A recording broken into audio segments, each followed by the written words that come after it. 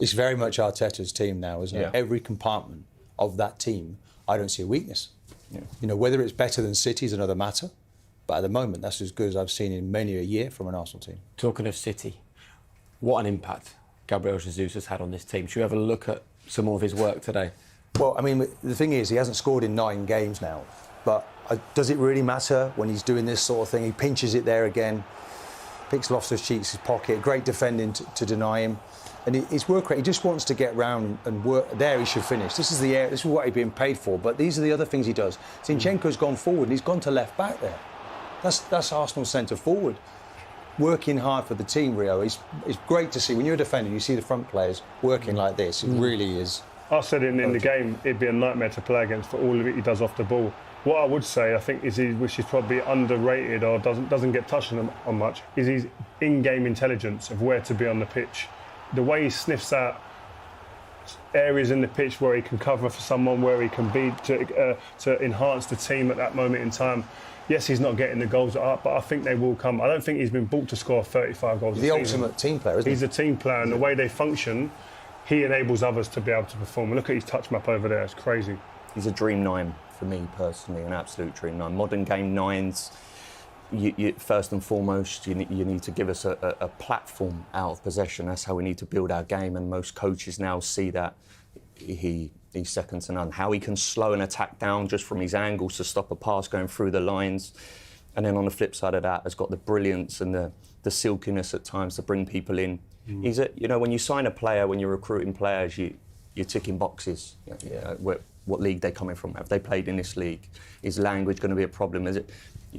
You've signed a player there that's practically ticked. And the team he's come boxes. from, everyone's talking about Haaland and how good he is. And he's like, well, do you know what? I wasn't going to get a chance there. I was sat behind Aguero. I did that for so long. And now they've brought Haaland. I'm not doing that again. He's been given his wings, to be fair. His manager, Pep, is something that I like about that. He's allowed him to leave. And boy, is he performing. And he wants that badly. He wants to stop his former teammates from winning a Premier League. And the challenges have been set now by Arsenal. That has raised the bar at their quality, their performance today. I think people are going to keep talking about goals because he's a number 9, of course. But he brings so much value to this team that I don't think I'd argue that no other player in this team, there would be a bigger drop off if they left the team than him. Yeah. Arguably maybe Saliba, but Gabriel Jesus stands out. And, as you know, success leaves clues, right? So you have to keep ticking the boxes when you're going to... Who knows if they're going to win the Premier League or not, but you keep ticking boxes as the season goes through.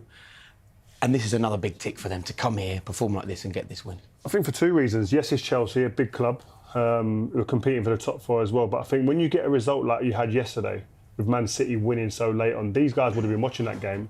And the emotions that fill you at those moments, this is a rival going for the title, even though this early in the season. But it is, all of a sudden, big pressure then goes on to this game. Can you deal with it? Yes, they did.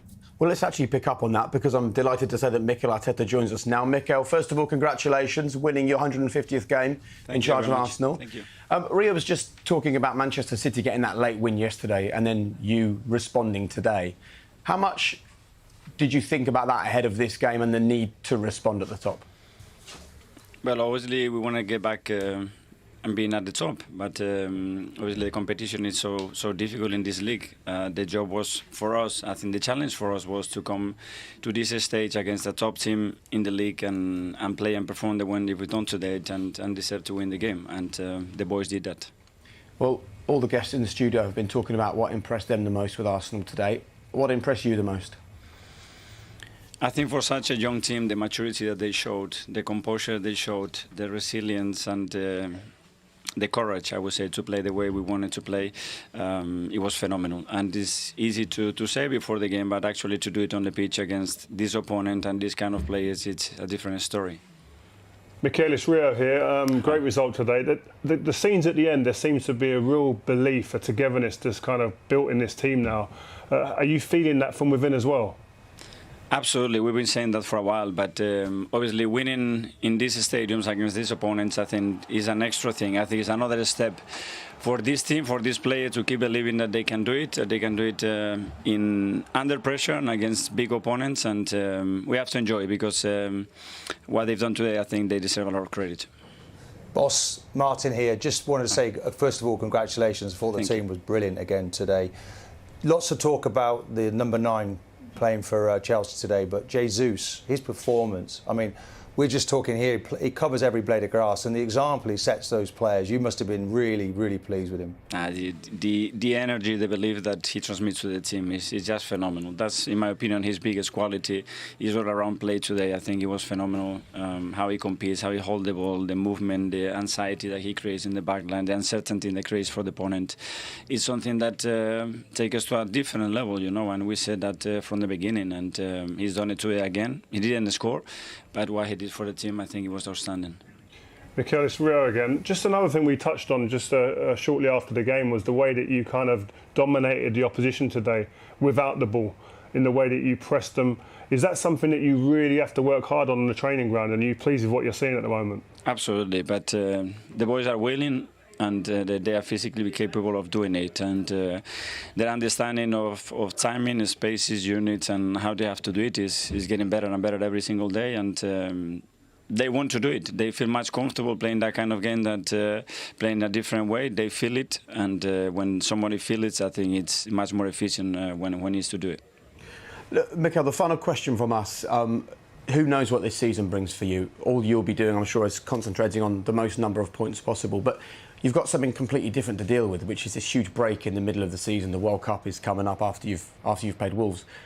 What are you planning? Because I know you're a man that plans for everything. What are you doing to make sure that this World Cup doesn't sort of cause too much disruption and derail the form that you've found? That plan is not finished yet. We are planning to win again on Wednesday and to win again on Sunday, and they will have time to finalize what we have to do. We have some ideas of how we can help our players to maintain, first of all, the mental state in the right way for the ones that are going to be here and the ones that are going to be in the World Cup, and then how we're going to reunite everybody. But I think for every manager, every club is going to be a challenge because it's unprecedented. Is communication the key for those players, especially that aren't with you? Yes, and try to maintain them involved, but at the same time, you know, they have to focus on the national teams, and they won't have time to do that after next week, and we cannot be too much on top of them because we don't want to add pressure. We're going to give them support and hope for the best, and I will see what the future brings. Good man. Well, look, one more game before the break, and then I would say enjoy a bit of time on the beach, but knowing you, that won't be part of the plan. It is actually part of the plan, yes. Thank you, guys. Thank you very much. Excellent. Have a good Christmas. Thank you. Thanks a lot. You know, from one manager to another, to have that as part of the plan probably is quite important. Oh, yeah, 1,000,000% that's going to be needed. Look, this is someone who, like every manager in the Premier League, you're at the forefront of it, highly stressed, real intense environment.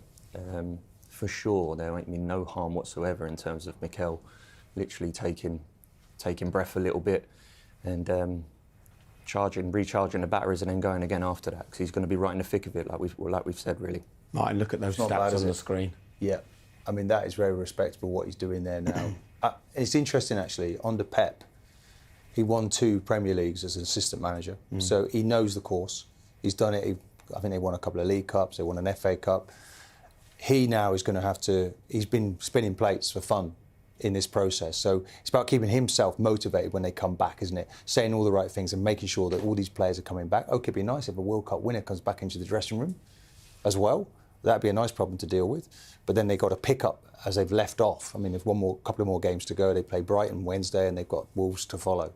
But the momentum at the moment is brilliant. And he's just got to take that time to enjoy it. You can see the focus, can't you? You see how desperate he is. He doesn't really want a break, but he'll take it and enjoy it. But I'm pretty certain when they come back, they're going to do something special. OK, and maybe on the flip side, well, that was the goal that won it today for Arsenal. They would love to be lifting that trophy come the end of the season. For Chelsea, though, it's a different challenge at the moment. They're struggling for a bit of form in the Premier League. So let's hear from Graham Potter. He's with Des.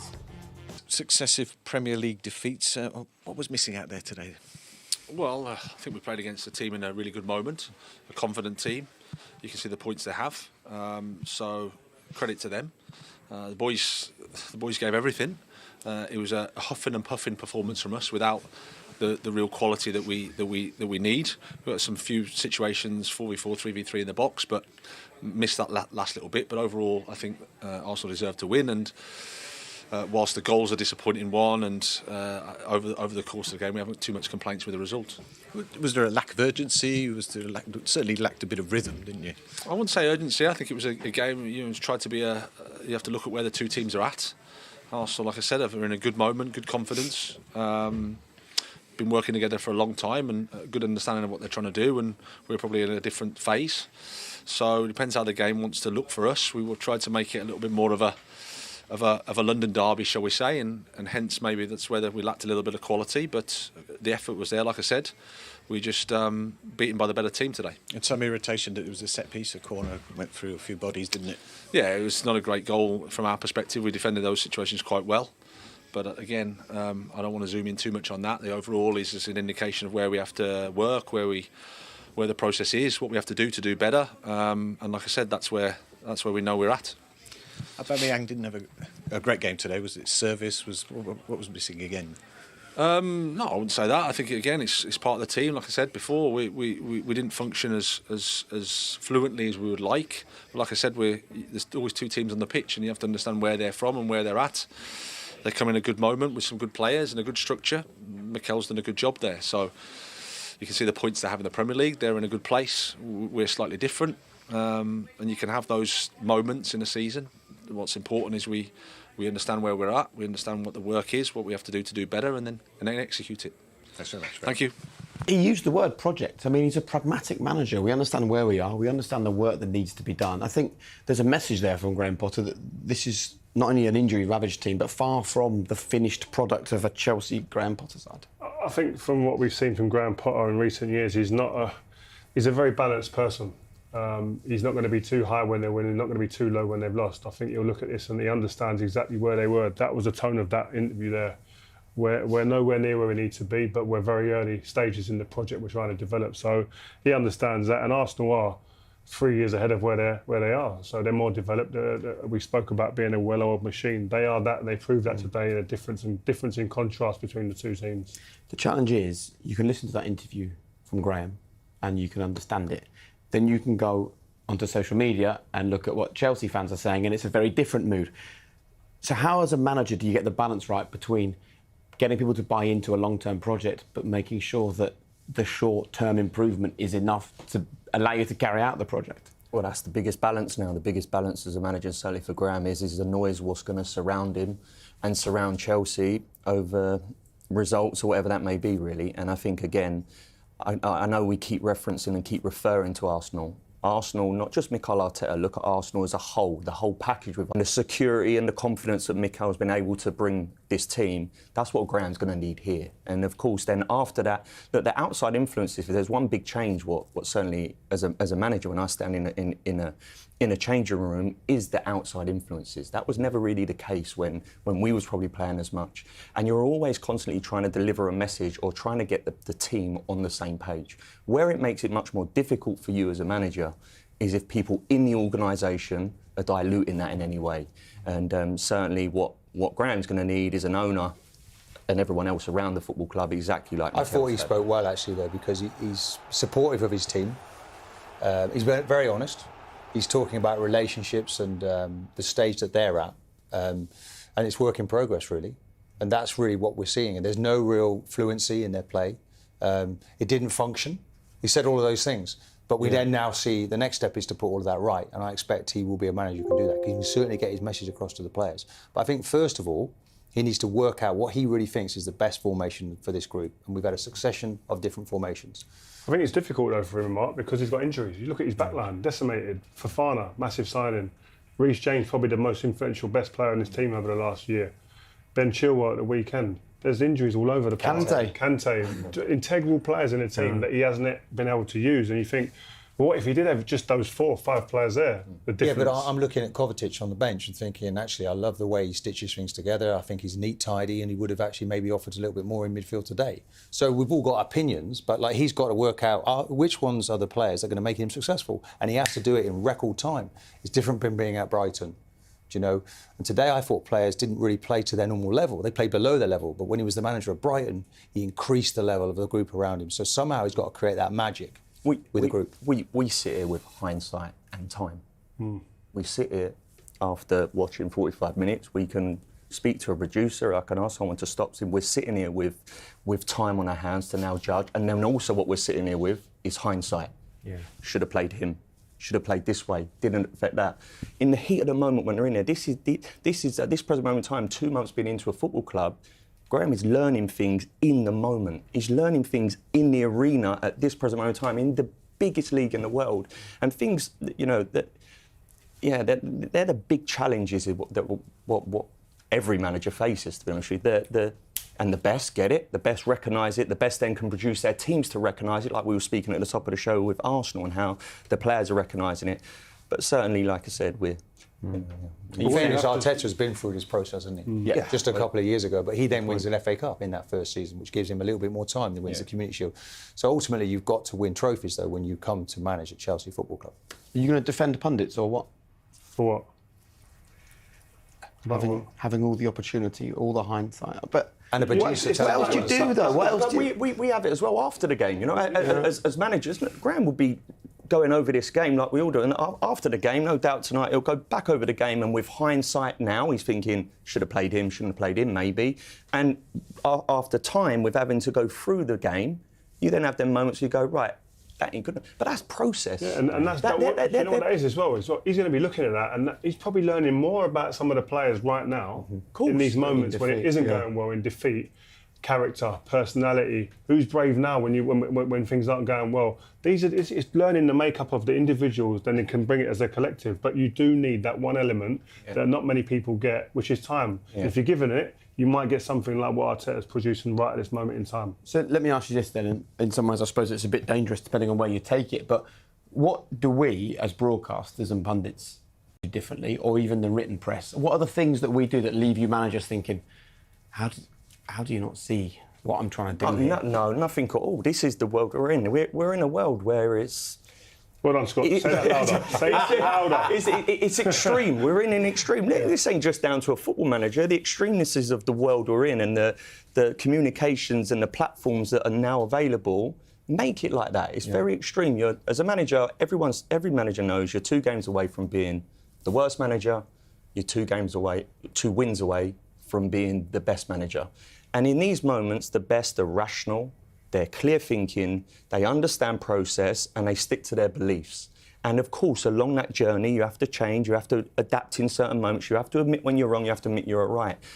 Everything else, what surrounds that, at this present time, of course, as managers, you need to try and help the players not let that get into your football club, but this is the world. This is how it's always been. And how much work have you had to do to get yourself to a point where people making decisions on you and your work and your teams with 10% of the knowledge, but 100% of the platform? How have you managed to deal with that and not allow that to twist you up a bit? Yeah, I suppose I don't really get involved in that, and I'll probably advise. Well, there probably is a lot of managers what don't in that sense.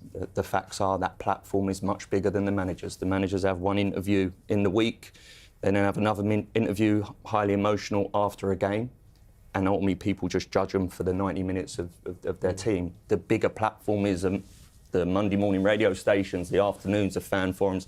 But I'm not complaining about that. Yeah. It becomes a problem if you're enticed in that, if you get involved in that. There's always another game.